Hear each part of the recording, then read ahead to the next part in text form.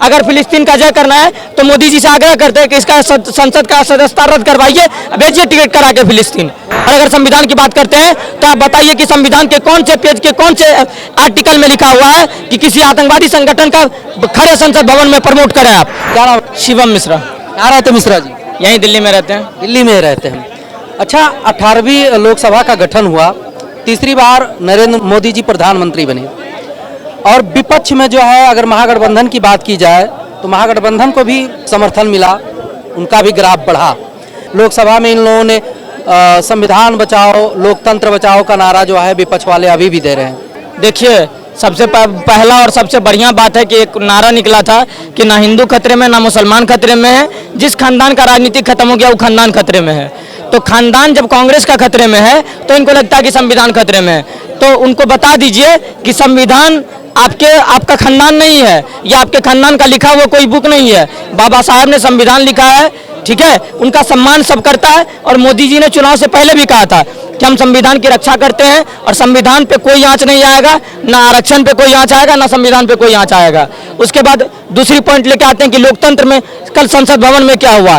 Total चीज जब मिला जुला के हम देखते हैं तो आज देश का ऐसा दुर्भाग्य है कि ओवैसी जैसा लोग आज संसद भवन में जय फिलिस्तीन का नारा लगाता है। इस बात का कड़ी निंदा करते हैं। और अगर ओवैसी को आज भी फिलिस्तीन से ज्यादा मोह माया है, अरे भाई साहब, आपको पता होनी चाहिए कि फिलिस्तीन का राष्ट्रपति खुद उस देश में नहीं है। फिलिस्तीन का राष्ट्रपति दूसरे देश में बैठ करके फिलिस्तीन के लोग को मरवा रहा है। आपको जय फिलिस्तीन करना है, अगर फिलिस्तीन का जय करना है तो मोदी जी से आग्रह करते हैं कि इसका संसद का सदस्यता रद्द करवाइए, भेजिए टिकट करा के फिलिस्तीन। जाके फिलिस्तीन में लड़े ही। मजलूम लगते हैं फिलिस्तीन के लोग इनको। अगर फिलिस्तीन के लोग मजलूम हैं तो इजराइल के लोग क्या है? इजराइल के जो प्रेगनेंसी के दौरान औरत है उनके बच्चे को निकाल करके नवजात शिशु के साथ फुटबॉल जैसा खेल गंदा दुर्व्यवहार किया जाता है, वो मजलूम नहीं है क्या? और अगर अपने कौम को लेकर के चल रहे हैं आपका एक ही कौम का सुरक्षा करना है, तो आप बताइए कि जब अफगानिस्तान में तालिबान का कब्जा हो रहा था, अफगानिस्तान पे तालिबान कब्जा कर रहा था, तब आप क्यों नहीं ये हुए थे, खड़े हुए थे, स्टैंड क्यों नहीं हुए थे? आई स्टैंड भी तो अफगानिस्तान कहते, क्यों नहीं कहा? इसीलिए कहा कि दोनों एक ही कौम के लोग थे। इसीलिए कहा आए दिन जब ईरान इराक में लड़ाई होती है आप नहीं जाते हैं सुलह के लिए। क्यों नहीं जाते हैं? क्योंकि पता है एक शिया है एक सुन्नी है। क्यों नहीं आप सुलह करवाते हैं? क्यों सीरिया में शरीर में बम लगा कर फट जाते हैं आदमी, आप उन पे नहीं कुछ बोलते हैं? क्यों नहीं बोलते हैं? क्योंकि आपके कौम के लोग हैं। ऐसे लोग आतंकवादी के मानसिकता के लोग हैं और हमास और फिलिस्तीन को अपने बाप का जागीर समझ के रखे, अपना अब्बा समझ के रखे हैं। अगर अब्बा समझते हैं तो गलतफहमी है आपका। लोकतंत्र है और आप एक तरफ संविधान बचाने की बात पूरा विपक्ष करता है, पूरे नेता करते हैं, संसद भवन में नेता प्रतिपक्ष करते हैं संविधान बचाने की बात। अरे महाराज, पिछले 4 दिन से लगातार चल रहा था कि हमारा उप स्पीकर होना चाहिए, विपक्ष का एक स्पीकर होना चाहिए, लेकिन आज आपका उप स्पीकर भी खड़ा होने के लिए तैयार नहीं हुआ और आज फिर से ओम बिरला जी आए स्पीकर बन करके।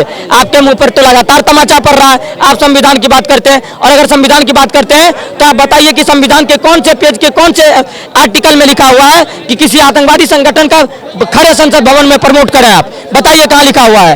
अगर संविधान की तार पूरा विपक्ष कर रही है, संविधान के तार कर रही है खालिस्तानी समर्थक लोग, जो केजरीवाल जैसे लोग हैं, जो खालिस्तान से फंडिंग लेते हैं, केजरीवाल जैसे लोग, ये संविधान की बात करते हैं। राहुल गांधी संविधान की बात करते हैं। क्या किए थे संविधान लगा करके? उनकी माता पीछे कल 25 जून था, 25 जून 1975 को क्या हुआ था? संविधान लगा करके नसबंदी, प्रेस बंदी, मोर्चा बंदी, हर जगह पाबंदी, पत्रकार को उठा उठा करके जेल में डाला जा रहा था जो लिख रहा था सरकार के पक्ष में, ये सरकार के विरोध में। 20 लाख से ऊपर लोगों की नसबंदी हो गई। क्या हो रहा था? जबरदस्त एक रेडियो पे नसबंदी, जबरदस्त स्कीम चल रहा था भारत में, और आप आज संविधान बचाने की बात आए। और अगर क्या हुआ? नहीं कुछ बोले तो क्या हुआ? नहीं क्या बोले? कुछ इंदिरा गांधी को बोले तो?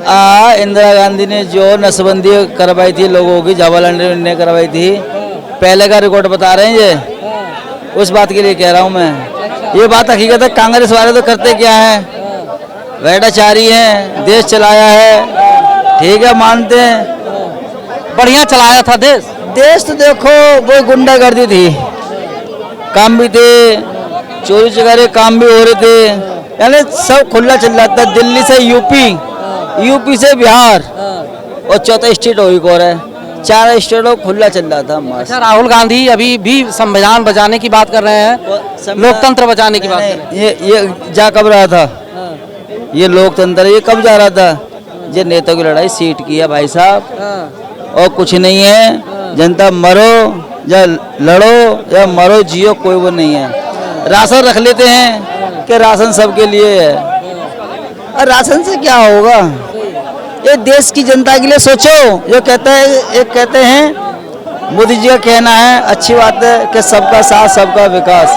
उन्होंने काम किया, 10 साल प्रधानमंत्री आराम से रहे, तीसरी बार थोड़ी जनता कमी कर गई, मगर कमी कोई नहीं छोड़ी उनने इस देश के लिए। उन्होंने कही थी कि हमारा देश ये सब एक परिवार है, एक विश्वास है। मोदी ने कहा, वो तो कह रहे थे कि मोदी जी 400 पार करेंगे तो संविधान खत्म कर देंगे। नहीं नहीं, देखो जो मिलना था 22-24 इकट्ठे होकर चोर मुशेरे भाई।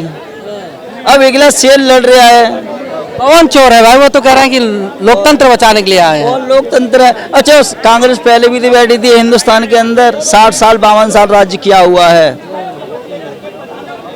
जब भी सरकार कांग्रेस की थी। अब 10 साल से 15 साल से नहीं है, इनके स्टेटों में नहीं आ रही, तो इनकी मट्टी खराब है।